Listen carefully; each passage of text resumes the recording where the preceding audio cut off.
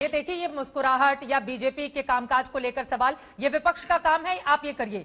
लेकिन वास्तव में कांग्रेस पार्टी अपने आप को कहां पर पा रही है? क्योंकि एक कंसिस्टेंसी जो कांग्रेस में उत्तर प्रदेश में दिखाई देनी चाहिए वो तो नजर नहीं आती है उस तरीके से। अगर आप बीजेपी पर आरोप लगाएंगे कि चुनाव के कुछ महीने पहले वहां से घोषणाएं की जा रही हैं, तो चुनाव के कुछ महीने पहले आपके नेता भी वहां पर दिखाई देते हैं, तो ये आरोप तो आप पर भी सीधे होगा सुप्रिया जी।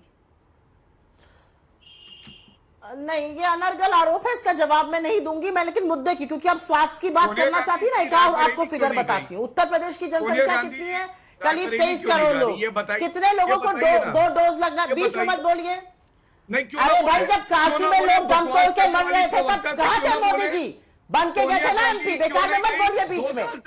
चित्रा जी, अब मैं एक बात कहना चाहती हूँ, उत्तर प्रदेश में डबल डोज बकवास वाली प्रवक्ता हो ना, अब तो अभी कह रही थी बकवास। व्यक्तिगत टिप्पणी से बचेंगे हम, प्लीज। गौरव जी, सुप्रिया जी, गौरव जी आपकी बात खत्म हो गई। सुप्रिया जी को बोलने दीजिए, बाकी लोग भी इंतजार कर रहे हैं, हमारे पास वक्त की कमी है। सुप्रिया जी तो इनको समय देती क्यों? 7 सीटें चित्रा आती जी, हैं उत्तर प्लीज प्रदेश गौरव में। भाटी, उत्तर प्रदेश वो हमें तय कर लेने दीजिए कि किसको उत्तर प्रदेश में जिला पंचायत में 0 आया था अंडा। ठीक है गौरव जी। उत्तर प्रदेश में डबल डोज। अरे उत्तर प्रदेश अब ये में चुप आप नहीं चुप हो, होंगे, बता मैं रहे बोलूं। आपकी खुद की उत्तर प्रदेश में डबल डोज केवल 12% लोगों को लगी है। केवल 12% लोगों को डबल डोज लगी है। आधी आबादी वाले महाराष्ट्र में 25% को लगी है। 1/3 आबादी वाले राजस्थान में 28% को लगी है। इनको बोलिए, इनको ग्राम प्रधानी का चुनाव लड़ लेना चाहिए। एक सभासद का चुनाव लड़ने की जब औकात हो तब दूसरे के चुनाव पर आके बोला करे गौरव भाटिया। अनर्गल बातें मत किया करो।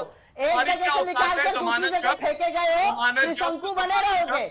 एक सभासद बनने की औकात हो, चुनाव लड़ने की औकात हो, तब मुझसे बात करना।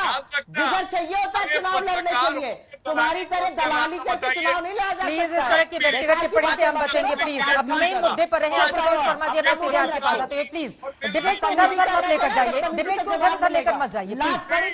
ठीक है, प्लीज आराम से अपनी बात रखेंगे। व्यक्तिगत टिप्पणी आप न जाने क्यों करते हैं? अगर गंभीर मुद्दों पर चर्चा हो रही हो तो इसी तरह की गंभीरता का परिचय देना चाहिए। आशुतोष शर्मा जी, सीधे आपका रुख करते हुए, बीजेपी को कैसे हराएगी समाजवादी पार्टी?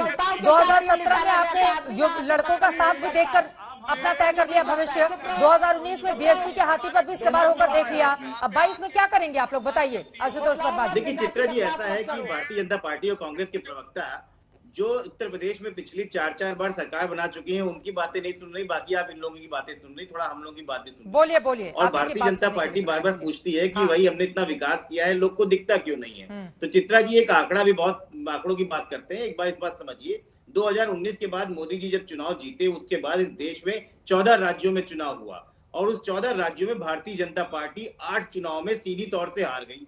2019 में जो है वो महाराष्ट्र, झारखंड, उड़ीसा, आंध्र प्रदेश हारी, फिर दिल्ली और बिहार हारी, फिर उसके बाद केरला हारी, तमिलनाडु हारी, बंगाल हारी बुरी तरीके से। और मात्र एक ऐसा राज्य है अरुणाचल प्रदेश। महाराष्ट्र का जिक्र कर रहे हैं, वहां पर सबसे बड़ी पार्टी तो बीजेपी ही है 105 सीटों के साथ, शिवसेना के साथ चुनाव। तो थोड़ा सही आंकड़ा रखिए ना, थोड़ा सही आंकड़ा रखिए आशुतोष जी। चुनाव के बाद वो आपस में अलायंस टकराने की वजह से छूट गया था, ठीक है।